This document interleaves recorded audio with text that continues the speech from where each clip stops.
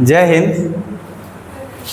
चलिए, हम लोग बिहार इतिहास को देख रहे थे और हम लोग इससे पहले बिहार इतिहास को कहाँ तक देखे थे जी? हम मगध को देख रहे हैं ना।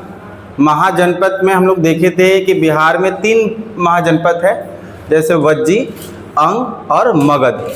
और वज्जी अंग को तो हम लोग देख चुके हुए थे। मगध महाजनपद को देख रहे थे। बताइए तो मगध महाजनपद में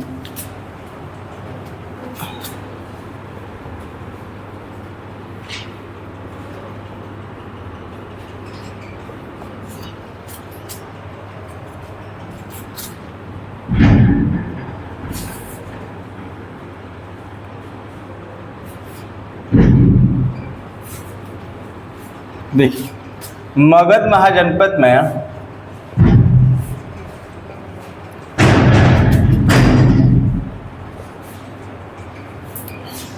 मगध महाजनपद सबसे पहला वंश बताओ। सबसे पहला वंश उसके आधार पे पूछा जाए तो महाभारत और पुराणों के आधार पे बृहद्रथ वंश। कौन सा वंश था? बहुत कम साक्ष्य मिला था, ध्यान है आप लोग को? बहुत कम साक्ष्य कहेंगे। महाभारत एवं पुराण साक्ष्य। तो कौन सा वंश हो जाएगा बताओ? बृहद्रथ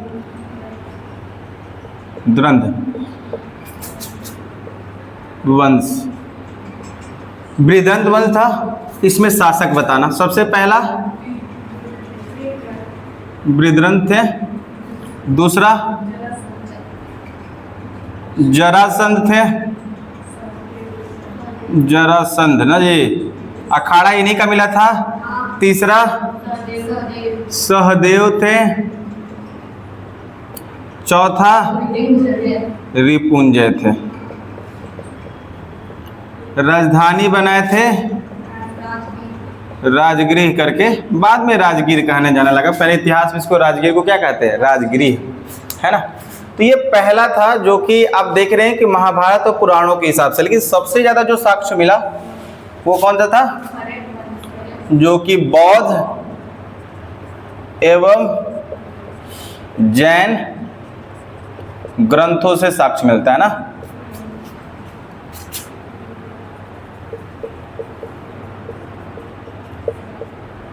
साक्ष्य कौन सा वंश बता रहे हैं? हर्यंक वंश। इस हर्यंक वंश जो है, इसमें पहला बताओ कौन से राजा? बिंबिसार आया। दूसरा इन्हीं का बेटा अजातशत्रु। अजातशत्रु। इनका बेटा उदयन। इनका सेनापति नाग दशक। बिंबिसार राजधानी राजगृह। कहाँ बनाया? राजगृह। अजातशत्रु राजगृह। उदयन पाटलिपुत्र।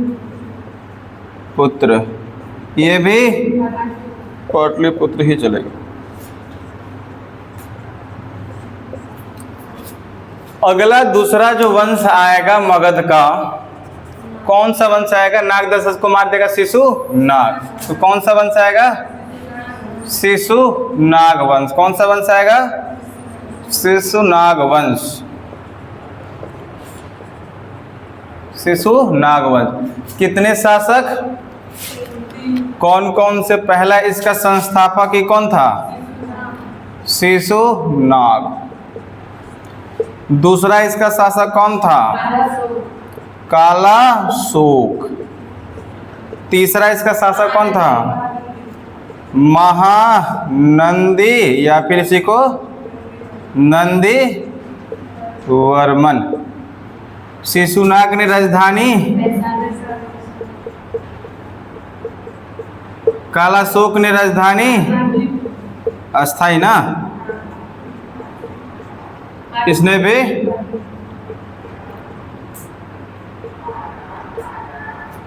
अब इसी को मार देगा अगला शासक, नंद वंश आ जाएगा ना जी, नंद वंश। कौन मार देता है जी बताइए तो? महापद्म नंद, महापद्म नंद, महापद्म नंद। महापद्म नंद के बाद अगला शासक इसी में कौन आएगा? घनानंद। राजधानी ये कहाँ बनाया था महापद्म नंद? पाटलिपुत्र ना।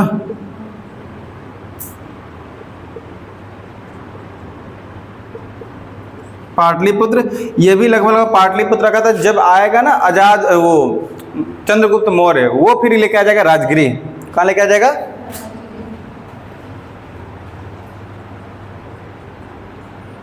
अब इसी को मार देगा तब और कौन सा वंश आ जाएगा? इसको कब मार दिया था जी चंद्रगुप्त मौर्य ने? 322 या 323? 322। 323 में तो वो सिकंदर मर गया था। कोई मारा या खुद से मरा? खुद से मर गया था ना। ये चीजें हम लोग देख चुके, इतना शायद आप लोग को याद होगा। आगे की ओर देखा जाए, जब घनानंद को मारा गया है, चाणक्य के कहेंगे उन्हीं के अध्यक्षता में, उन्हीं के देखभाल में, उन्हीं के राज्य साम्राज्य के अंदर राजा बना था कौन? चंद्रगुप्त मौर्य। चंद्रगुप्त मौर्य बना, और वही चंद्रगुप्त मौर्य क्या किया है? घनानंद को मार दिया है। तब जब घनानंद को मार दिया, एक नया वंश की स्थापना होगा जिसका नाम है मौर्य वंश। क्या नाम है उसका? मौर्य वंश। अब मौर्य वंश को देखा जाए, आगे समझा जाए मौर्य वंश से। चलिए देखिए, तो जब घनानंद को मार दिया गया, चौथा वंश हो जाएगा ना मौर्य वंश। मौर्य वंश, मौर्य वंश का संस्थापक पूछा जाए तो क्या बताएंगे? किसके अध्यक्षता में पूछा जाए तो क्या बताएंगे? चाणक्य। क्योंकि मेन जो मुद्दा बना रहे थे, कौन बनाए थे? चाणक्य। पीछे सपोर्ट कर रहे थे कौन? चाणक्य। उनको मतलब पूरा स्ट्रेटजी दे कौन रहा? रणनीति चाणक्य दे रहा है। तो संस्थापक बताया जाएगा किसको? चंद्रगुप्त मौर्य। चंद्रगुप्त मौर्य। अध्यक्षता में बीच में यहां लिख दे रहे हैं ब्रैकेट में चाणक्य। ऐसा होता है चाणक्य, कौटिल्य बोलते हैं उनको। अगला देखा जाए, राजधानी कहाँ बनाएगा जी? राजधानी जो बनाया जाएगा, राजगृह बनाया जाएगा। कहाँ? राजगृह बनाया जाएगा। अब चंद्रगुप्त मौर्य देखा जाए ना, अब सुनना है इसके एक बड़े कहानी के अंदर देखते हैं। यहां तक बस इतना ही लिखना था। चंद्रगुप्त मौर्य जो है, जब राजा बने मगध के, मौर्य वंश के राजा बने, यानी मगध के पूरे एरिया को वही देख रहे हैं, तब ये प्रयास कर रहे हैं कि हम अपने साम्राज्य को विस्तार करेंगे। हर राजा कर रहा है। जब जब राजा एक योग्य होगा, वो अपने साम्राज्य का बढ़ाएगा। जब कमजोर होगा तो उसका साम्राज्य कम हो जाएगा। कैसे छोटा हो जाएगा? जो योग्य राजा होगा उस पर हमला कर देगा, छीन लेगा। ये चीजें देखने को मिलता है। तो चंद्रगुप्त मौर्य भी अपने साम्राज्य का क्या कर रहे हैं? विस्तार कर रहे थे। विस्तार करने के दौरान एक जैन भिक्षु मिला, क्योंकि जब ये इधर से मगध बढ़ रहा है ना, उससे पहले ही जैन धर्म और बौद्ध धर्म की भी क्या हो रहा था? स्थापना हो रही थी। किसका किसका? जैन और बौद्ध। उसी समय जब विस्तार हो रहा था तो एक जैन भिक्षु मिले जी, जैन भिक्षु, जिसको बोलते हैं भद्र बाहु। क्या बोलते हैं जी? भद्र बाहु मिले। जब एक जैन भिक्षु मिले जिनका नाम है भद्र बाहु, वो कहने लगे, भाई तुम राजा हो? कहा हाँ बिल्कुल हम राजा हैं। तो उन्होंने कहा कि शिक्षा विक्षा देने की प्रयास किया जैन धर्म का। कहा कि राजा तुम आज के लिए हो, लेकिन कल के लिए तो पता ही नहीं तुम राजा रहोगे, क्योंकि ये जो हम लोग जीवन जी रहे हैं या तुम राजा को जी रहे हो, ये जीवन जीवन और मरण का जीवन है। जब इंसान एक बार जीता है तो मतलब आगे बढ़ रहा है, फिर आगे जाके मर जाएगा, फिर पुनर्जन्म लेगा, फिर आम आदमी बनेगा। इनको एक ऐसा लॉजिक दिया भद्रबाहु ने, कह रहा है कि देखो तुम आज वर्तमान में किसका राजा हो? मौर्य का। कुछ 100 साल पहले 50 साल पहले कोई और राजा था, आज वो है? तो कह रहा है बिल्कुल नहीं है। हो सकता है 100 साल 50 साल के बाद तुम नहीं रहोगे तो राजा कोई और रहेगा। इसका मतलब ये है कि ये चीज़ें तुम्हारा जो राजा है बनने का, ये क्षणिक है, थोड़े समय के लिए है। कहा कि ये बात तो ठीक ही कह रहे हैं। तो भाई ये जीवन मरण की जिंदगी में क्यों जी रहे हो?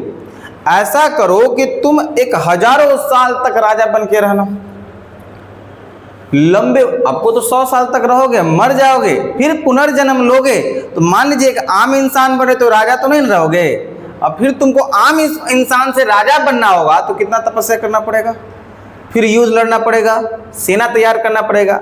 कोई आम इंसान को, कोई व्यक्ति को राजा बनना है तो नॉर्मल बन सकता है। वो लॉजिक देने लगे, तुम्हारा ये जीवन क्षणिक है, तुम 40 वर्ष का हो तो और 60 वर्ष जियोगे, 100 साल जी सकते हो, तो 60 साल के बाद तुम्हारी क्या हो जाएगी? मृत्यु। फिर से हो सकता है पुनर्जन्म होगा तो एक आम इंसान में ही जन्म होगा, ऐसा तो नहीं कि राजा ही जन्म होगा ना। फिर तुमको राजा बनना होगा तो क्या करना होगा? मेहनत, स्ट्रगल करना होगा। तो कह रहे ये जीवन मरण की जिंदगी में क्यों पड़े हो? तुम मोक्ष की प्राप्ति करो, उसमें हजारों साल तक तुम एक बड़ा सर्वोपरि रहोगे, राजा तो राजा तक। उसको ऐसे बताया गया मोक्ष। जैन धर्म में क्या बताया गया है? मोक्ष। जैन धर्म में क्या बताया गया है? मोक्ष। और बौद्ध धर्म में क्या बताया गया बताओ? निर्वाण। निर्वाण, निर्वाण, निर्वाण बोलते हैं। क्या बोलते हैं इसको? निर्वाण। कौन से धर्म में? बौद्ध धर्म में। हिंदू धर्म में क्या बताया गया इसको? स्वर्ग। क्या बताया गया है? अरे नहीं बोलते अच्छा काम करोगे तो कहाँ जाओगे?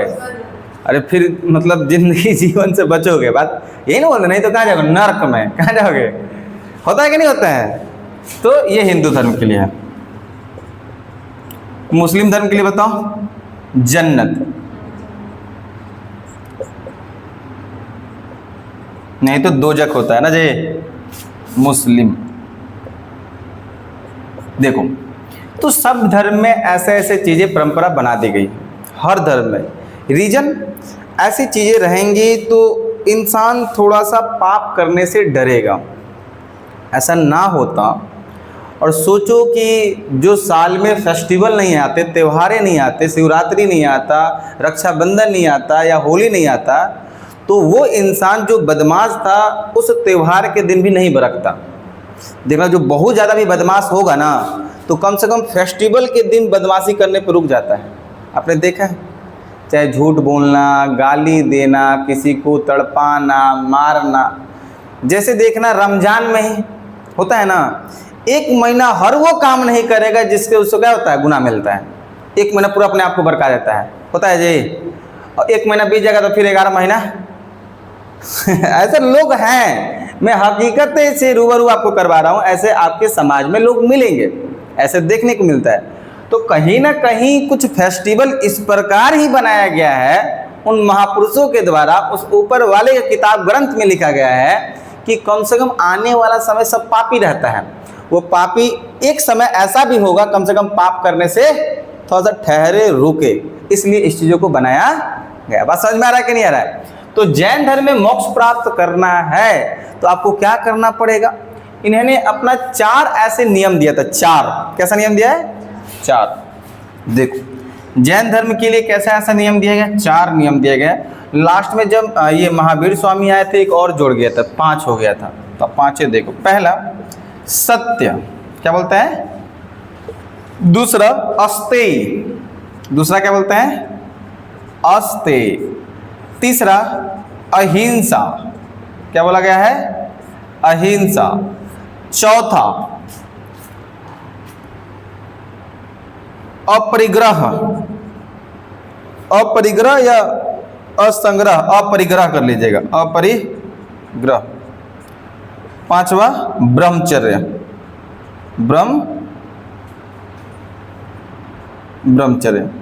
ब्रह्मचर्य। देखो ऐसे ना, जो ऋषभ देव थे जैन धर्म के पहले गुरु या पहले भगवान कहा जाए तो 24 ही कुल हुए हैं, ठीक है। तो पहले ऋषभ जो देव थे उन्होंने 4 ही दिया हुआ था। कितने दिया था? कह रहा है किसी व्यक्ति को जैन धर्म में मोक्ष प्राप्त करना है तो उनके पास ये 4 ऐसे नियम अपनाने पड़ेंगे। जैसे हर धर्म के अपने क्या है, नियम है। लेकिन जब महावीर स्वामी आए तो कहे कि नहीं, इस 5वां को भी ऐड किया जाएगा, जिसको बोलते हैं ब्रह्मचर्य। सत्य का मतलब बताया जा रहा है कि आपको झूठ नहीं बोलना है। सबसे पहला चीज कि आपको पूरा क्या बोलना है, सत्य ही बोलना है, एकदम सीधा सीधा, झूठ कुछ भी नहीं बोलना है, पहला बात। दूसरा, अस्थेय का मतलब ये होता है कि आपके चलते किसी का नुकसान ना हो। आप ऐसा कोई काम ना करें जिससे किसी का क्या हो रहा होगा, नुकसान ना हो। अहिंसा का मतलब क्या है, मारपीट नहीं करना है। समझ में आ रहा है कि नहीं आ रहा है? शांति से रहना है, अहिंसा। अपरिग्रह का मतलब क्या है कि धन को संग्रह नहीं करना है।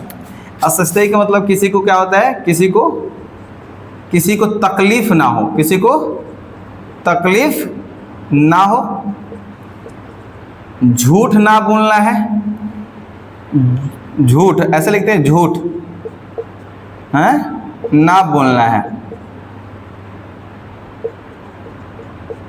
अगला अहिंसा, अहिंसा का मतलब मारपीट नहीं करना है ना जी, मारपीट नहीं करना है, नहीं करना है। अपरिग्रह का मतलब होता है धन का संग्रह नहीं करना है। क्या नहीं रखना है, धन का संग्रह। देख लो कितना लॉजिक है। कह रहा है कि धन रखेगा फिर उस धन को गलत जगह इस्तेमाल करेगा नहीं, धन को गलत क्या करेगा, इस्तेमाल कर सकता है। इसलिए कहा गया है कि आपको धन को उतना ही रखना है जिससे आपकी परिवार, आप जीवन जी सको, उससे अधिक धन नहीं रखना है। ब्रह्मचर्य का मतलब क्या है, गुरु के सामने बैठकर शिष्य को क्या करना है, शिक्षा लेना है। गुरु के सामने बैठ कर क्या करना है, शिक्षा लेना है। तो कोई व्यक्ति को जैन धर्म में मोक्ष प्राप्त करना है, उसको जीवन मरण से छुटकारा चाहिए, उसको क्या करना होगा, 5 नियमों को क्या करना है, उसको अपनाना। ऐसी बौद्ध धर्म में है अष्टांगिक। बौद्ध धर्म में कौन सा है, हिंदू धर्म में भी है। भाई अच्छा से पूजा पाठ करो, किसी को दुख नहीं दो, किसी को मतलब तकलीफ नहीं दो, झूठ नहीं बोलो। ये सभी चीज़ें आप किताब में है ना, भगवत गीता में आप पढ़ोगे तो मिलेगा।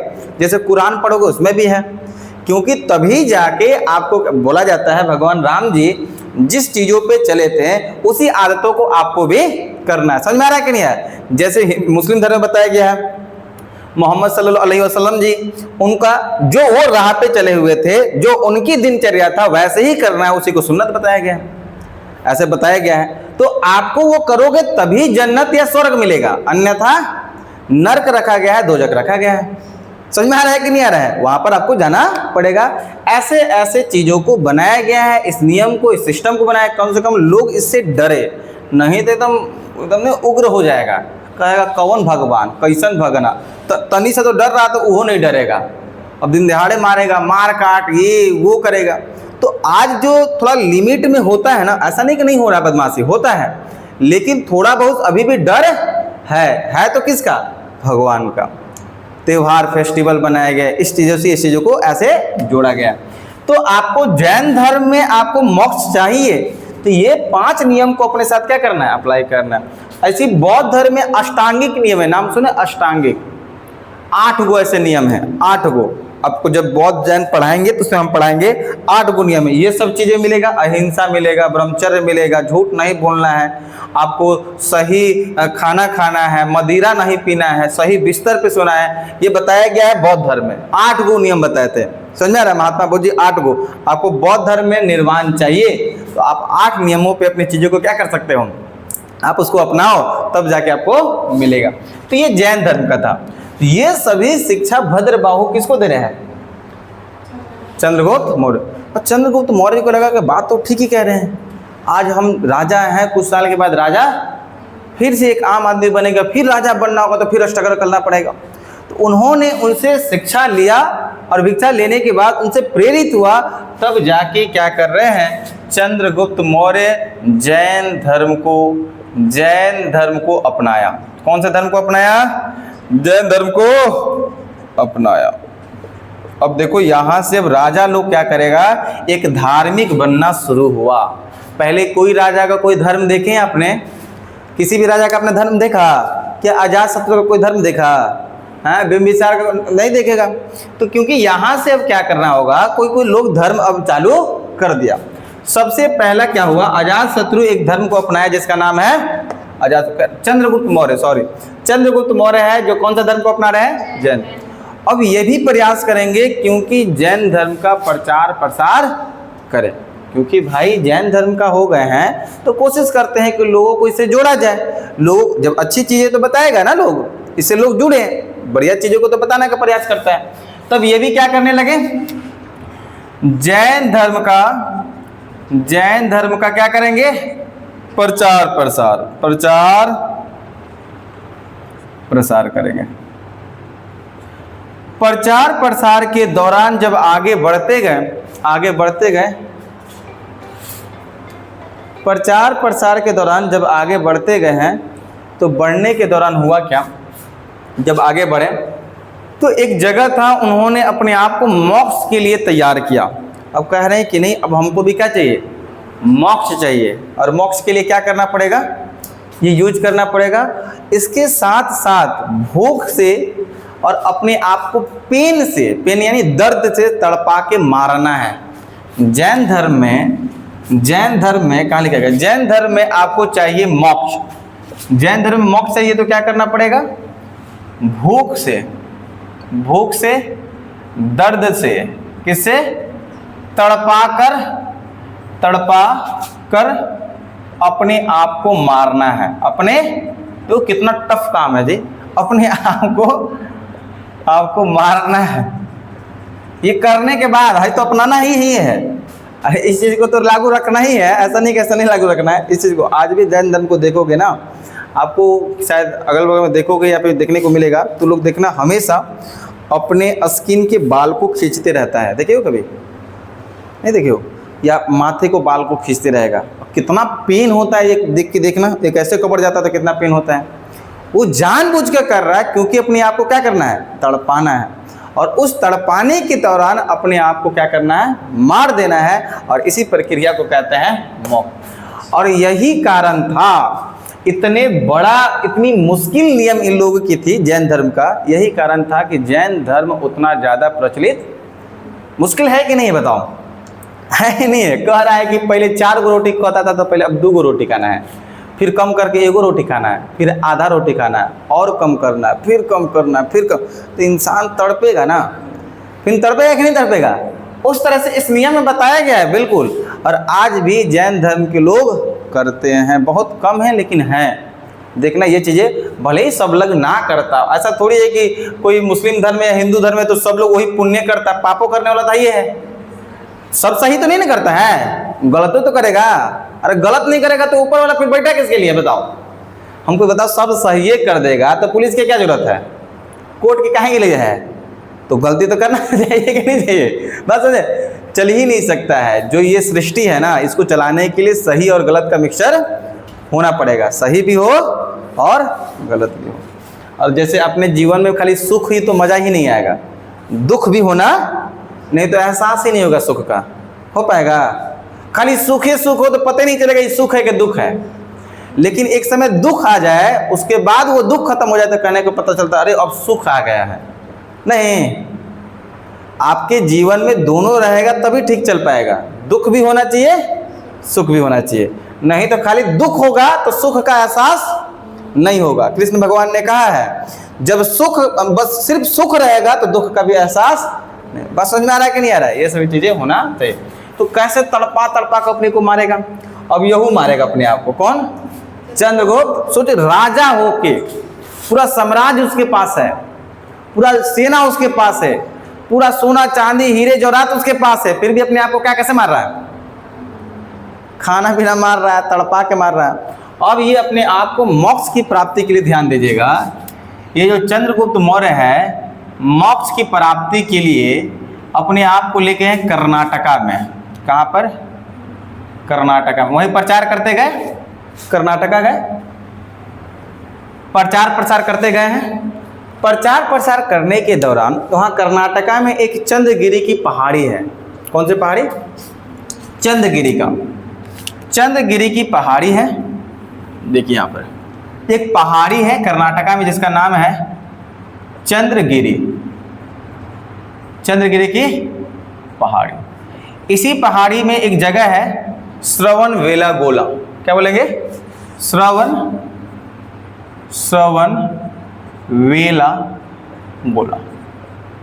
श्रवणबेलागोला। चंद्रगिरी की पहाड़ी, चंद्रगिरी की पहाड़ी के यहाँ एक जगह है जिसका नाम है श्रवणबेलागोला।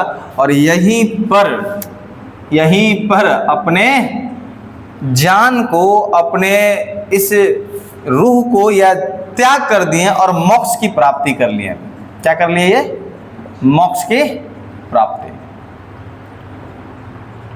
अपने आप को तड़पा को मारे एक राजा, एक बड़ी बात है। एक आम इंसान मारता तो समझ में आता, उसके पास कुछ नहीं था।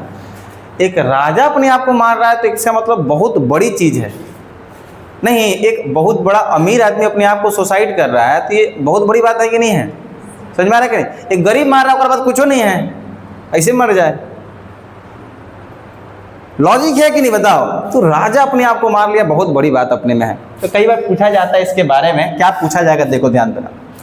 चंद्रगुप्त मौर्य को जैन धर्म का जो शिक्षा देने के लिए प्रेरित सबसे पहले भद्रबाहु ने। पहला क्वेश्चन यहाँ बनता है, किसने किया? दूसरा यहाँ पर देखना, जैन धर्म के लिए प्रचार प्रसार के दौरान ये अपनी मोक्ष की प्राप्ति के लिए कहाँ जान का मतलब त्याग कर दिए थे? कर्नाटका के चंद्रगिरी की पहाड़ी, जगह का नाम श्रवणबेलागोला। इतनी बातें याद में रखना है। क्लियर हुआ यहाँ तक? आगे बढ़े। इसी चंद्रगुप्त मौर्य का बेटा आएगा। क्या आएगा? बेटा बिंदुसार। एक आपने इससे पहले देखा था बिंबिसार, कंफ्यूजन नहीं होना है, इसको इरेज किया जाए। यहाँ तक समझ में आप लोगों को? बिंदुसार। अगला जो शासक आएगा, अगला जो राजा आएगा, कौन आएगा जी? बिंदुसार। देखा जाए,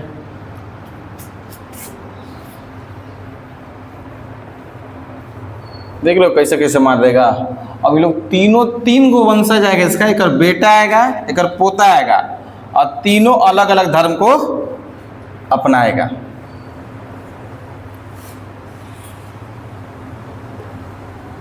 देखिए, ये पहला राजा हुआ मौर्य वंश का, हुआ ना। दूसरा जो राजा आएगा मौर्य वंश का, जो दूसरा राजा आएगा उसका नाम आएगा बिंदुसार। बिंदुसार। ये बताओ, जब चंद्रगुप्त मौर्य मरा होगा सबसे ज्यादा दुख किसको हुआ होगा? चंद्रगुप्त मौर्य जब मरा, संलेखना विधि बोलते हैं, एक लिख लेना वहां तो। जो भूख से अपने आप को तड़पा के मारता है उसको कौन सा विधि बोलते हैं? संलेखना विधि। संलेखना विधि। कई बार क्वेश्चन में पूछा जाएगा कौन से विधि से अपना प्राण को त्यागे थे? संलेखना विधि से। कौन सा विधि? संलेखना विधि है। जैसे भूख तड़पा के मारने वाले को जो विधि कहा जाता है ना, संलेखना विधि कहते हैं। संलेखना विधि, संलेखना विधि हुआ। तो सबसे ज्यादा दुख किसको हो रहा होगा? अरे उस चाणक्य को, कौटिल्य को, विष्णुगुप्त को, क्योंकि इतनी मेहनत से उसने राजा बनाया था और ये थोड़ी सी चीज़ों के लिए थोड़ा सा वो अपने आप को उधर की ओर झुकाया, जैन धर्म की ओर, और जब मोक्ष के लिए हुआ तो जाके अपना प्राण त्याग कर दिया। अगला बिंदुसार देखो। ये जो बिंदुसार है इसका अलग अलग नाम से जाना जाता है। इसको बोलते हैं अमृत घात। देखो इसका नाम कई बार आएगा। इसी बिंदुसार को अमृत घात भी बोलते हैं, अमृत चेतस भी बोलते हैं। अमृत चेतस, अमृत घात बोलते हैं, एगो अमृत चेतस बोलते हैं। सिंह सेन भी बोलते हैं। क्या बोलते हैं इनको? सिंह सेन, सिंह सेन बोला जाता है। समझने का प्रयास करिएगा। ये बिंदुसार, अच्छा नाम भी वैसे रखा गया है ना, ध्यान देना। बिंदुसार नाम कैसे पड़ा? बिंदु का मतलब बहुत कम, सार का मतलब होता है जहर, सार का मतलब होता है, बिंदु का मतलब कम होता है। आप लोग को बताए थे कि ये चंद्रगुप्त मौर्य के जो प्रधानमंत्री थे, चाणक्य, प्रधानमंत्री भी कहे तो क्वेश्चन क्या होगा? चाणक्य। अध्यक्ष बताया चाणक्य। तो चाणक्य विश्व पुरुष भी बना रहे थे और विश्व महिला भी बना रहे थे, याद है आप लोग को?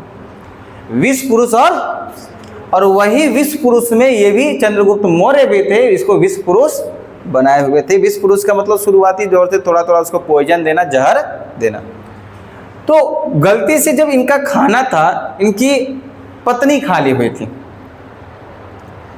गलती से इनका जो खाना था, जो कि विश्व पुरुष ये बन रहे थे, जहर मिलाया जाता था, इनकी पत्नी खा ली थी। तो जब पत्नी खा ली तो वो तो विश्व महिला थी नहीं, तो उनको तकलीफ होना स्टार्ट हुआ और उस समय ही बिंदुसार का जन्म होने वाला था। तो जब खा ली तो कुछ जहर का मात्रा जब बच्चा का जन्म होगा तो उसमें जाएगा या नहीं जाएगा? जाएगा। तो उस समय क्या हो रहा है कि धीरे धीरे एक मतलब जीवक को बुलाया, जीवक कह रहे वैद्य को बुलाया गया, उस समय फिजिशियन को बुलाया गया था उसको ठीक करने के लिए, क्योंकि उस समय जहर उसकी शरीर में फैल रही थी। दूसरा वो गर्भवती थे। तो जब उनका जन्म हो रहा था तो कहा था कि आप लोग दोनों में से मैं एक को ही की बचा सकता हूँ। पहले तो बोल रहा है कि जल्दी करो, किसको बचाना है, कैसे बचाना है।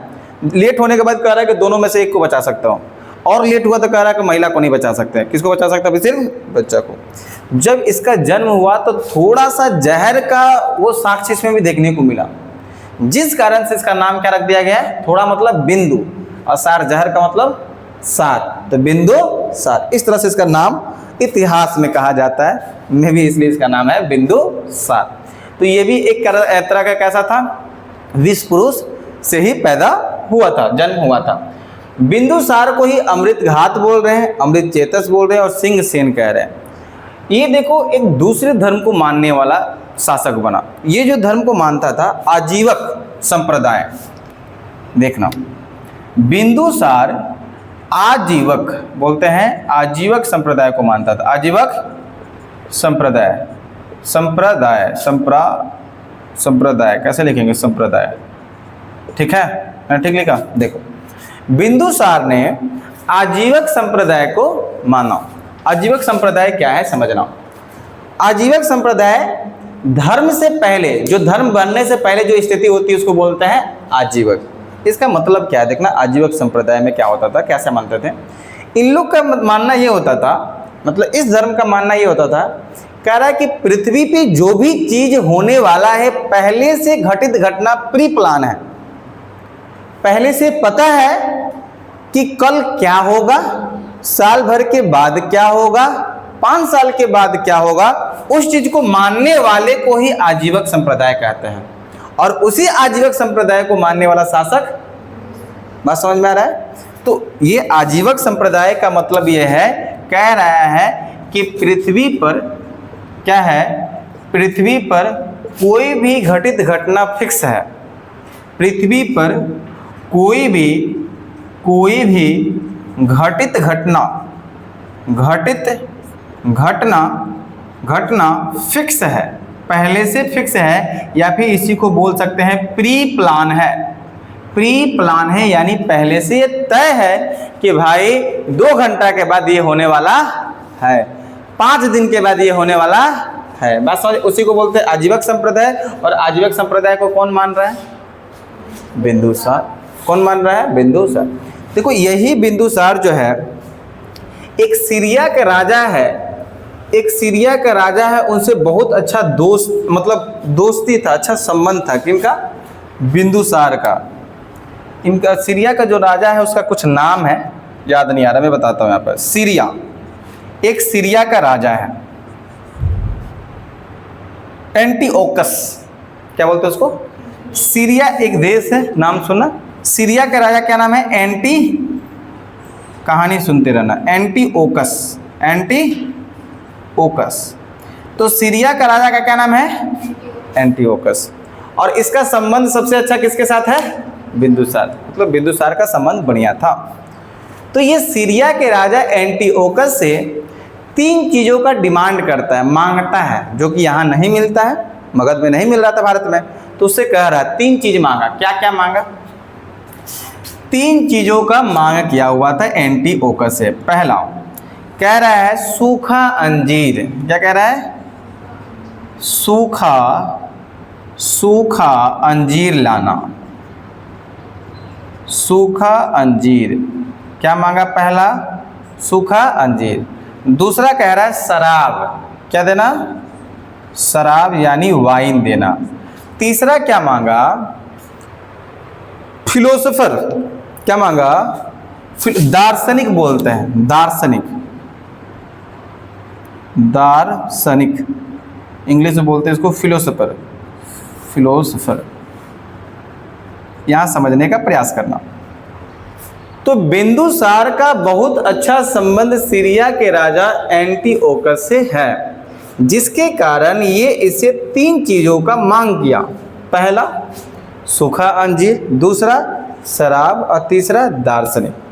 तो सूखा अंजीर जानते हो एक फ्रूट्स है जो आप लोग भी कभी खाए होंगे। शराब भी जानते हो, वाइन। जो लोग सबसे ज़्यादा पता है कौन पीता है? क्रिश्चियन। यूरोप में आपको देखना शराब और नॉनवेज बहुत बढ़िया से खाता है वो लोग। शराब और नॉनवेज चाहिए लोगों को। दार्शनिक क्या होता है? फिलोसोफर क्या होता है? हर साम्राज्य में एक दार्शनिक रखा जाता था और उसको पूरे साम्राज्य के बारे में जानकारी हुआ करता था। मतलब ऐसे समझो कि किसी भी देश का विदेश मंत्री, हर देश में विदेश मंत्री होता है ना, तो हर देश के बारे में जानता है, अपने जीडीपी के बारे में जान रहा है। तो वैसे ही इतिहास में हर लोगों के पास एक दार्शनिक होता था कि अगल बगल के हर चीज के बारे में जान रहा है। तो ये 3 चीजें मांगा। तो पता है एंटीओकस ने क्या क्या दिया?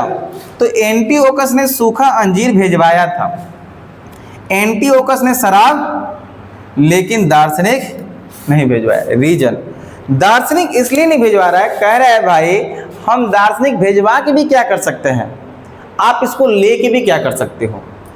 इसको तो सीरिया के बारे में अगल बगल जानकारी आपके क्या ही फायदा कर सकता है। आप तो मगध में रहते हो, है या नहीं है? अरे आप कोई को मान लीजिए यहाँ का कोई ऐसा है जानकार व्यक्ति है, उसको भेज दो जाओ अमेरिका में काम करो, तो भैया ये यहाँ जानता है, अमेरिका के चीज थोड़ी जान रहा है। यहाँ 36 गो गाँव जान रहा है, अमेरिका में तो नया ना है जी। वो बात समझ में आ रहा है कि नहीं आ रहा है? तो इस दार्शनिक को नहीं भेजा। तो क्वेश्चन कई बार बनता है कि बिंदुसार ने एंटीओकस से जो 3 चीज मांगा उसमें क्या नहीं दिया गया था? क्या नहीं मिला? क्या नहीं मिला जी? बहुत इंपॉर्टेंट क्वेश्चन यहाँ से बनेगा। दार्शनिक नहीं मिला, फिलोसोफर नहीं मिला। फिलोसोफर का मतलब वहाँ के एक ज्ञानी जानकार व्यक्ति जो साम्राज्य के बारे में हर चीज जानता था। दूसरा कह रहा है कि भाई एंटीओकस हम इसको कैसे दे दें, तो हमारे यहाँ का जानकार व्यक्ति है, नहीं दे सकता है कि नहीं है? तो एंटीओकस का एक राजदूत हुआ करता था, डाइमेकस। देखना इसका राजदूत समझते हो? राजदूत समझते हो? हाँ, जो देश को रिप्रेजेंट करते हुए विदेशों में भेजा जाता है। अपने भारत के भी कई सारे आईएएस ऑफिसर को राजदूत बना के भेजा जाता है विदेशों में कि जाइए आप देखिए, तो देश के लिए जाता है। तो वो अपने सीरिया का राजा था, तो एंटीओकस अपने लिए कह रहा है, मतलब ये विदेश में भेजा करता था। उसी का नाम था डाइमेकस। क्या नाम था? डाइमेकस। यही डाइमेकस ये तीनों चीज लेके गया, तीनों चीज नहीं 2 ही चीज लेके गया था, तीसरा तो लेके भेज नहीं गया। डाइमेकस क्या नाम था? डाइमेकस। यहाँ तक कहानी आपको समझ में आया? डाइमेकस समझ में आया? एक चीज हम लोग छोड़ चुके हैं, उसको लिख लेना जरूरी है। चंद्रगुप्त मौर्य के बारे में जो कहानी है, 3 किताब पूछा जाता है बार बार। 3 ऐसे बुक है, लिखवाए या नहीं? एक किताब का नाम सुने, मुद्रा राक्षस। नाम सुने आप लोग कभी? एक किताब लिखना जिसका नाम है मुद्रा राक्षस, वहां लिखना जहां चंद्रगुप्त मौर्य लिखो, उसके जस्ट नीचे जगह होगा तो थोड़ा लिखना। बस 3 किताब का नाम लिखना है। मुद्रा राक्षस, दूसरा अर्थशास्त्र,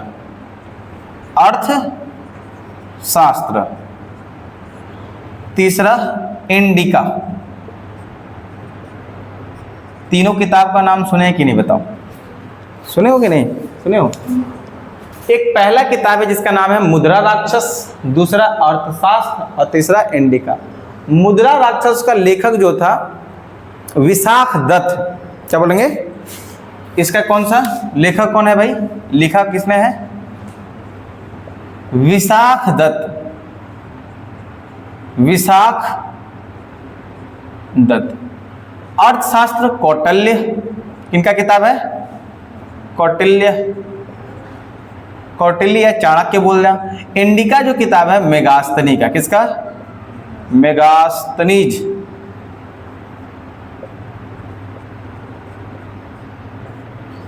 देखो मुद्रा राक्षस जो है इससे क्या है, चंद्रगुप्त मौर्य, क्या बोलेंगे? चंद्रगुप्त जो मौर्य थे, चंद्रगुप्त मौर्य का जीवनी का पता चलता है। किसके बारे में? उनके जीवन के बारे में, कैसे कैसे वो आगे बढ़े, कैसे कैसे उनके ध्यान हुए। अर्थशास्त्र में उनके क्या पता चलता है, जो प्रशासनिक है अपने साम्राज्य का विस्तार कैसे किए, राजा कैसे बने, ये सभी चीजों के बारे में अर्थशास्त्र में दिया गया है। और इंडिका में आपको एक चीज ध्यान रखना है, मुद्रा राक्षस इसमें क्या है, चंद्रगुप्त मौर्य की क्या है, जीवनी है। बाकी तीनों किताब ध्यान में रखना है, और तीनों किताब जो लिखा गया है किसके द्वारा, इसको ध्यान में रखना है। क्लियर हुआ? यहाँ तक आगे बढ़ा जाए, बिंदुसार को लेके आगे बढ़े। देखो अब बिंदुसार की मृत्यु होगा, बिंदुसार का क्या हो जाएगा? मृत्यु। उसका दो गो बेटा है, एक हो जाएगा अशोक, एक नाम है सुसीम। एक नाम है अशोक, एक का नाम है सुसीम, बड़ बेटा और अशोक। और यही अशोक जिसके बारे में आप सम्राट अशोक बोलते हो, वही बेटा इसी का है, बिंदुसार। आइए देखते हैं इसको, इरेज किया जाए इसको। यहाँ तक समझ में आ गया आप लोग को? चलो, तीसरा राजा होगा मौर्य वंश का, जिसका नाम होगा, अभी राजा बनेगा नहीं जी, अभी तो दोनों बेटे हैं ना, अभी राजा बनाया जाएगा ना जी उन लोग को, हैं? तो हम लोग को राजा बनाने में कौन सा दिक्कत है? बोल देना है राजा बन गया तो बन गया ना जी। देखो तो हम लोग मौर्य वंश देख रहे हैं, जो मौर्य वंश के बारे में, और इसके बारे में जो तीसरा राजा आया बिंदुसार का जो बेटा था, पहले तो बिंदुसार जो था, दूसरा था ना बिंदुसार, बिंदुसार। इस बिंदुसार का दो गो बेटा, एक था सुसीम, सुसीम, सुसीम, और दूसरा बेटा अशोक। अशोक को अशोका भी कहा जाता है, ध्यान रखना। अशोक को कई बार क्या बोला जाता है? The great Ashoka, the great Ashoka, ध्यान देना। तो एक था सुसीम, एक था अशोक। सुसीम बड़ा बेटा था। सुसीम कैसा बेटा था? और ये छोटा बेटा था। ये कैसा बेटा होगा? छोटा। झूठिया कहाँ के तुम मंगोला हुआ? पकड़ी नहीं से। हट महाराज, तुम पकड़ी नहीं से करो ना करना। महाराज क्लास चल रहा है, पूरा वीडियो चल रहा है। बदमाश, पूरा खाने पीने वाला लोग लेके आए गए, कह रहे घर में गर्म आके खा लो। चल लो है सबसे बड़ा। देखो यहाँ सुसीम, सुसीम जो हो जाएगा एक बड़ा बेटा हो गया, और अशोक कैसा बेटा है? छोटा। 273 ईसा पूर्व होगा, 273 BC में इस बिंदुसार की मृत्यु हो जाएगी। बिंदुसार क्या हो जाएगा? मर जाएगा। और जब बिंदुसार मर जाएगा तो ये दोनों बेटा में होड़ रहेगा कि हम राजा बने या हम राजा बने। तो एक नियम के अनुसार से कहा जाता है कि बड़का बेटा पहले राजा बने, अरे मतलब उसको दिया जाता है। लेकिन उतना काबिल वो था, चालाक व्यक्ति कौन था? योद्धा व्यक्ति कौन था? अशोक। तो वो कह रहा है कि मैं राजा बनूंगा। तो देखिए 273 ईसा पूर्व में इसकी मृत्यु हो गई। क्या हो गई इसकी मृत्यु? 273 ईसा पूर्व में इसकी क्या हो जा रही है? मृत्यु हो जा रही है। तो भाई जब ये मर गया तो ये दोनों के बीच क्या हो रही है, अब आमना सामना होगा, अब लड़ाई होगा दोनों के बीच 4 साल तक, 4 वर्ष तक घरों में, अपने घरों में लड़ाई होते रहा। 4 साल तक क्या किया अपने घर में, और अंततः अशोक क्या हो रहा है, विजय किया। अशोक क्या कर रहा है, यहां लिखना 4 साल तक अशोक वर्सेस इनके भाइयों के द्वारा,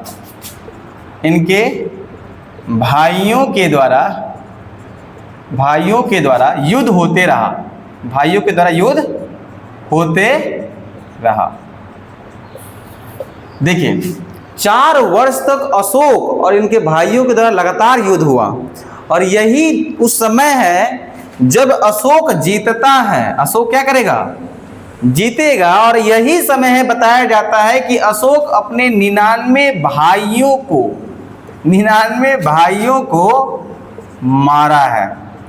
उसके सिर को, 99 भाइयों को मारा, और उसको सिर को, अरे वो पटना के जो पाटलिपुत्र है, सिर को पटना के पाटलिपुत्र, और वही पाटलिपुत्र में एक कुआं है जिसका नाम है अघम कुआं। क्या नाम है जी, अघम कुआं, और वही अघम कुआं में डाल दिया। क्या दिया, डाल दिया। अब यहां समझिएगा, एक आप लोग को थोड़ा सा कंफ्यूजन आएगा। 4 वर्ष जब मरा तो अपने आप में ये होगा कि कौन राजा बनेगा भाई, तो भाई था तो 2 ही बेटा, आपने कहा 99 भाई हो, इतना भाई आया कैसे, बड़ा समस्या है कि नहीं है। अब सुनना, जब राजा होता था ना, राजा उसमें 1-2 विवाह नहीं करता था, कई सारे विवाह करता था, जो कि इतिहास में वो बहुत ज़्यादा हाइडली भी है। कई बार आपको इतिहास में जैसे आपको देखने को मिलेगा,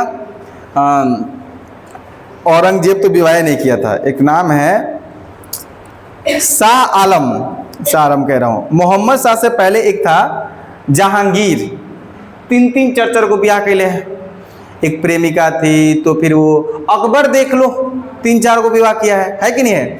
ऐसे कोई भी राजा को उठा को देखोगे, कोई भी राजा को, तो एगो विवाह पे था ही नहीं, कई सारे विवाह किया हुआ था, तो वो कई को भाई होगा, है कि नहीं है। वही सब चीजें को भाइयों को बताया गया है, किताब में लिखा गया है। उसी 4 साल के दौरान ये अपने 99 भाइयों को मारा और पाटलिपुत्र के अघम कुआं में डाल दिया, और डालने के बाद क्या कर रहा है, अब राजा बनेगा कौन, सम्राट अशोक। अब राजा कौन बनेगा, सम्राट।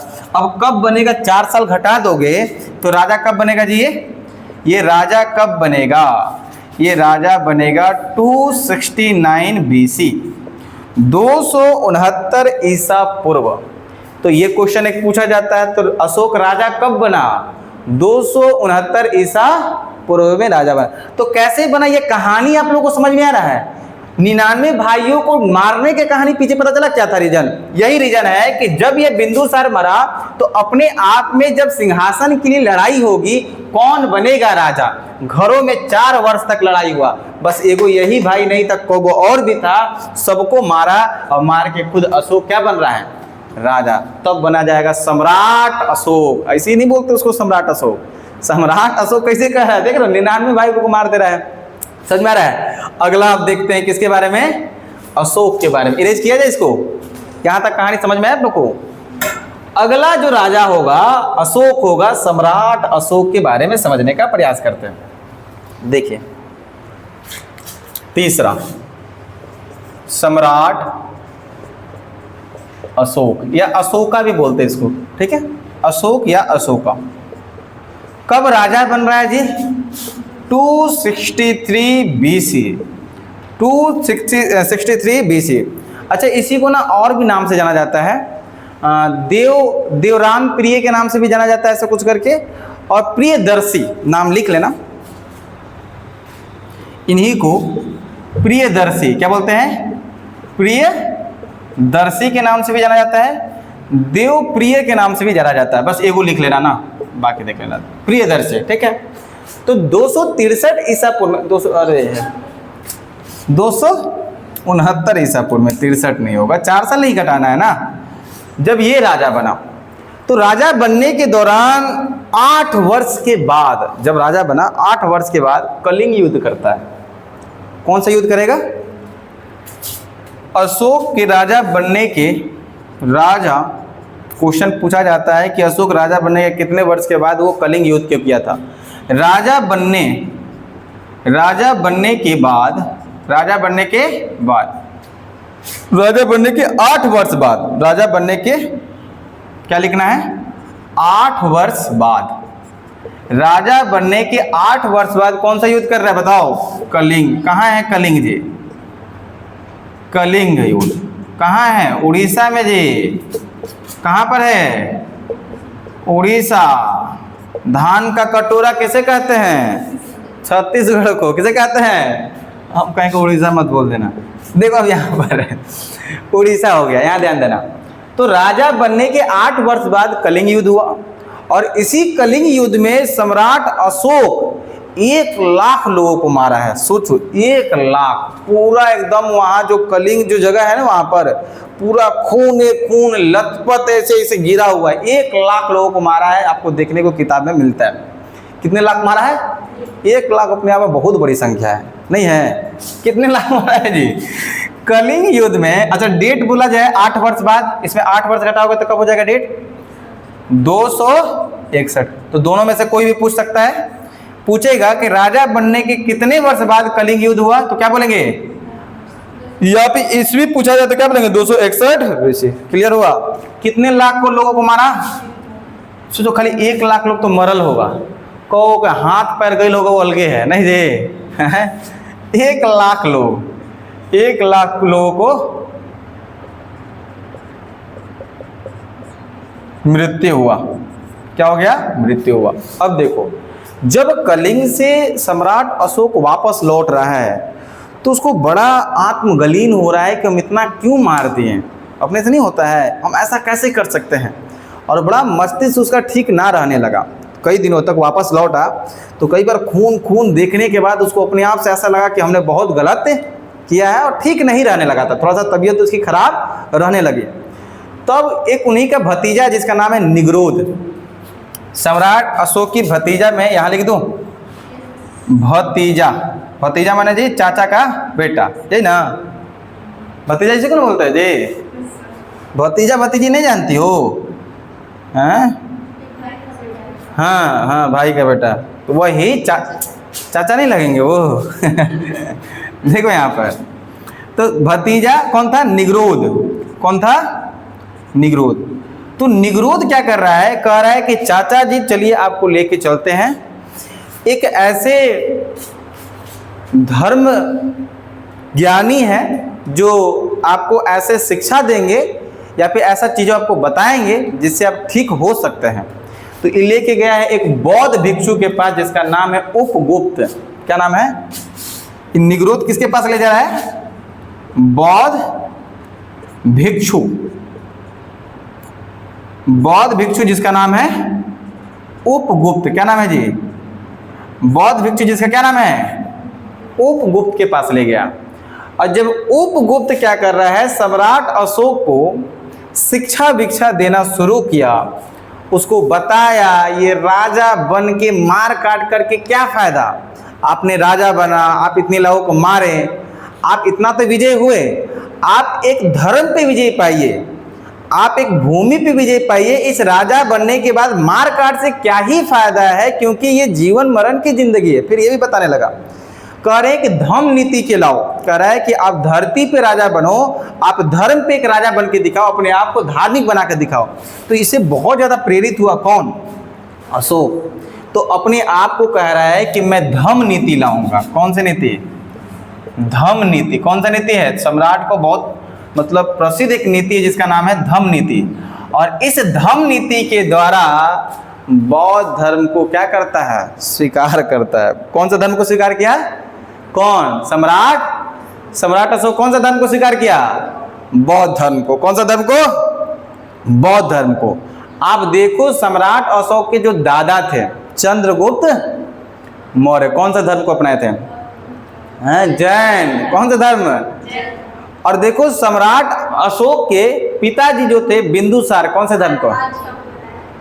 आजीवक संप्रदाय। कौन सा संप्रदाय? अब देखो सम्राट अशोक कौन सा धर्म को? ये तीनों अलग अलग धर्म को अपनाए। यही कारण था कि सम्राट अशोक जब बौद्ध धर्म को अपनाया तो इसी बौद्ध धर्म को प्रचार प्रसार करेगा। पूरे मगध में तो करेगा ही करेगा। जब राजा किसी एक धर्म को अपना रहा है तो सेनापति तो इसे स्वीकार कर लेगा। अरे राजा जिधर जिधर जाएगा उधर सेनापति नहीं जाएगा। एक आम आदमी किसी चीज को इन्फ्लुएंस कर रहा होगा, किसी को बता रहा होगा, उतना ज़्यादा वो प्रेरित नहीं होगा जितना एक बड़ा व्यक्ति, अच्छा मोदी जी आके कुछ ऐसा कह दे तो भाई कितना दर्शक है प्रेरित हो जाएगा। एक आम आदमी, गांव का आदमी कह दे तो कुछ प्रेरित हो जाएगा। अंतर है कि नहीं है? तो अंतर यही है कि जो एक मतलब बड़ा व्यक्ति, एक महापुरुष व्यक्ति जब कोई चीज़ को कमिटमेंट कर रहा है उसके साथ कई लोग आ जाता है। तो जब ये सम्राट अशोक बौद्ध धर्म को मतलब प्राप्ति कर रहे होंगे, जब इसको स्वीकार किए तो कई सारे लोग अपने धर्म को क्या कर लिया है? परिवर्तन। यही साथ ही साथ में ये विदेशों में जाने लगे। पीपल का वृक्ष ले लेके छोटा छोटा वो कहाँ जाने लगे? विदेशों में। और उन लोग ज्ञान को देने लगे। और कई सारा राजा तो डर से, कई सारे लोग तो सम्राट अशोक एक ऐसी जालिम जैसा है, डर से बौद्ध धर्म को ग्रहण कर रहा है और दूसरा नहीं कर रहा तो मना ले रहा है। और यही रीजन है कि आज विदेशों में बौद्ध धर्म इतना ज़्यादा प्रचलित हुआ। सबसे पहला कारण कौन? सम्राट। ये नहीं होता तो बताओ बहुत सारे लोग बौद्ध धर्म में नहीं कन्वर्ट होते, है कि नहीं है? मेन कारण कौन बन रहा है? सम्राट। अमूमन ये अपनी बेटा बेटी को भी, महेंद्र, एक महेंद्र है, एक क्या नाम है उनका, एक बेटी है, कुछ उसका नाम है महेंद्र और संघमित्रा नहीं, कुछ नाम है उसका, उसको भेजा श्रीलंका। कह रहा कि तू लोग जाओ अब बौद्ध धर्म को वहाँ प्रचार प्रसार, गया हुआ था बौद्ध धर्म को प्रचार प्रसार करने के लिए। वो लोग श्रीलंका भी गया और ये खुद गया था दूसरे देश। सोचिए अब हुआ क्या, सम्राट अशोक को ये भी पता है कि हम राजा हैं, लेकिन हम आने वाले समय में राजा नहीं रहेंगे, कुछ साल रहेंगे, 50 साल, 60 साल, 20 साल, इतना ही रहोगे, उसके बाद मर जाओगे। तो जान रहा है कि जब हम राजा हैं तो आज राजा जान रहा है, जब हम नहीं रहेंगे तो लोग को कैसे पता चलेगा कि हम राजा थे। बहुत चालाक व्यक्ति था ये, समझ में रहा है क्या कह रहा है कि जब आज हम राजा हैं तो लोग जान रहा है कि हम राजा हैं, लेकिन 20 साल 50 साल के बाद जब हम राजा नहीं रहेंगे तो कौन जानेगा कि हम राजा थे। तो इसने बहुत ज़्यादा अभिलेख लिखवाया, शिलालेख लिखवाया, जहाँ जहाँ चट्टान है, गुफा है, पत्थर है, पूरा लिखवा दिया कि हम राजा थे, हमने हई बनवाया, हमने ये किया, इतना लोगों को मारा, पशुपति पे निंदा किया, पशुओं के लिए चिकित्सा लाई, ये सब दिखाया। यही कारण है कि आप इतिहास में सबसे ज़्यादा अभिलेख की बात करोगे तो अशोक किसके अभिलेख है? ये चालाक व्यक्ति था, जानकार व्यक्ति था, इसीलिए क्या लिखवा रहा, अपना अभिलेख लिखवा रहा है, जिससे लोग आज भी जाके पढ़ें, जाने कि इस मगध में सबसे बड़ा राजा कौन? सम्राट। लेकिन इससे पहले लोग उतना चीज़ें नहीं किया उतना जितना सम्राट अशोक कर रहा है। आइए सम्राट अशोक के बारे में और देखा जाए तो सम्राट अशोक ने 14 गो शिलालेख लिखवाया। कौ गो शिलालेख लिखवाया? जो बिहार में कहूँ नहीं था, सब बिहार के बाहर। समझ में आ रहा है कि नहीं आ रहा है? इसलिए बिहार में तो देखना नहीं है, लेकिन याद रखना कौ गो अभिलेख है? 14 गो। भारत में पूरा कौ गो है उसका? 14 गो। इसको इरेज करें यहाँ से। ये कितना टाइम हुआ इस पे? 58। पता ही नहीं चलता टाइम का जी, हैं? आप लोगों को नहीं पता चलता है? पता चलता है, दिखता है, पता है कब निकल जाता है टाइम, पता नहीं चलता। देखो सम्राट अशोक,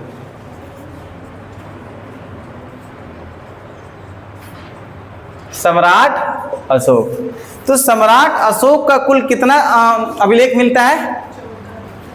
कुल 14 गो अभिलेख मिलेगा। 14 गो अभिलेख मिलता है, 14 अभिलेख मिलेगा। 7 गो स्तंभ लेख मिलेगा। क्या मिलेगा? स्तंभ लेख, स्तंभ लेख मिलेगा। देखिए ध्यान दीजिए, 14 गो का है, 14 गो अभिलेख है, जो कि बिहार में कहूँ नहीं है, बिहार में एक भी नहीं है।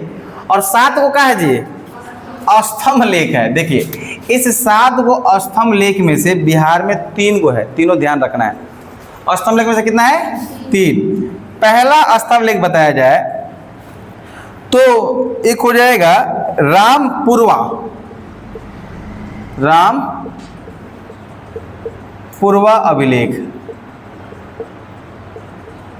एक नाम हो जाएगा रामपुरवा, हाँ हाँ, एक रामपुरवा हो जाएगा, और क्या क्या तो नाम हमको ध्यान भी नहीं आ रहा है। एक रामपुरवा हो जाएगा, अभिलेख हो जाएगा, एक रामपुरवा हो गया,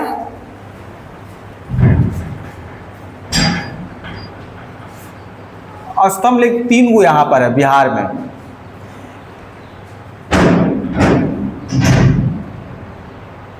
एक रामपुरवा है, मैं अभी बता ही देता हूं, मुझे ध्यान में भी नहीं आ रहा है। एक रामपुरवा,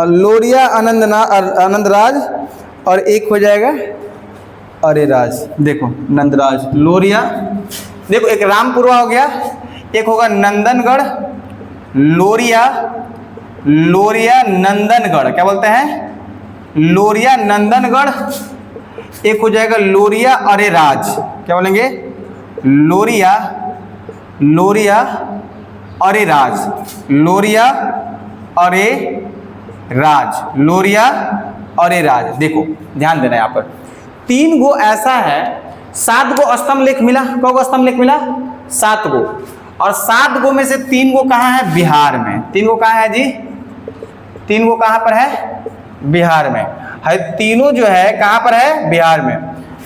ये मतलब 2 एक ही जगह पर मिला है, 2 कहाँ मिला है, एक ही। जैसे रामपुरवा अभिलेख और लोरिया नंदनगढ़, क्या बोलेंगे, लोरिया नंदनगढ़, ये दोनों कहाँ मिला, पश्चिमी चंपारण, क्या बोलेंगे, पश्चिमी चंपारण, पश्चिमी चंपारण में कहाँ मिला, पश्चिमी चंपारण, पश्चिमी चंपारण। लोरिया अरेराज कहाँ मिला, पूर्वी चंपारण, पूर्वी चंपारण, पूर्वी चंपारण। तो भाई लोरिया जो अरेराज मिलता है ये कहाँ मिलता है, पूर्वी चंपारण। लेकिन यही रामपुरवा अभिलेख जो हो गया, एक लोरिया नंदनगढ़ जो हो गया, ये कहाँ मिलेगा, पश्चिमी चंपारण। ध्यान रहेगा, ये क्वेश्चन पूछा गया है। पश्चिमी चंपारण में 2 गो, क्या हो जाएगा, रामपुरवा करके है, रामपुरवा, क्या हो जाएगा, रामपुरवा हो जाएगा, एक हो जाएगा रामपुरवा, एक हो जाएगा रामपुरवा। मैं भी रामपुरवा ही, हमको बार बार डाउट हो रहा है भाई। हाँ ठीक है ठीक है, रामपुरवा, रामपुरवा हो जाएगा, और एक लोरिया नंदनगढ़ हो जाएगा, और एक लोरिया अरेराज हो जाएगा। गलती ना हो इसलिए मैंने चीज़ों को बढ़िया से लिखवा दिया। अगला देखो सम्राट अशोक क्या करवा रहा है, यहाँ ध्यान दीजिएगा। इसी सम्राट अशोक के द्वारा बराबर की पहाड़ी में, कहाँ पर, बराबर की पहाड़ी, बराबर की पहाड़ी में जो इनके पिता लोग थे, अरे जो इनके पिता थे ना, क्या नाम था इनके पिता का, बिंदुसार, अपने पिताजी के लिए लोग क्या बनवा रहा है, तो ऐसे ऐसे गुफा बनवा रहा है। क्या बनाया गया है, शिक्षा भिक्षा लेने के लिए, वहां पर देने के लिए भी, रहने के लिए भी, संरक्षण के लिए क्या बनवाया है, गुफा। तो यहाँ सम्राट अशोक ने बराबर की पहाड़ी में 4 गुफाएं बनवाया। कितने गुफा, 4 गुफा बनवाया। कौन कौन सा गुफा बनवा रहा है भाई, तो पहला हो जाएगा, एक हो जाएगा करण चोपर, क्या बोलेंगे, करण चोपर, क्या बोलते हैं, करण चोपर। दूसरा क्या बोलेंगे, विश्व झोपड़ी, क्या बोलेंगे, विश्व झोपड़ी, विश्व झोपड़ी। तीसरा क्या बोलेंगे, करण चोपर, विश्व झोपड़ी, विश्व झोपड़ी हो जाएगा, विश्व झोपड़ी हो जाएगा। तीसरा एक चौथा जो हो जाएगा लोमस ऋषि हो जाएगा, और सुदामा हो जाएगा।